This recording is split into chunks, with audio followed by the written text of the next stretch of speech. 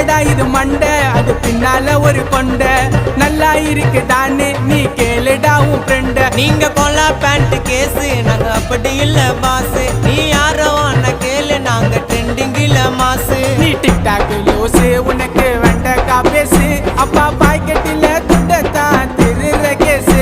நீ டிக்டாக் லூசு உனக்கு கொய்யாக்கா பேசு அப்பா பாக்கெட்டில துண்டத்தான் திருற கேசு.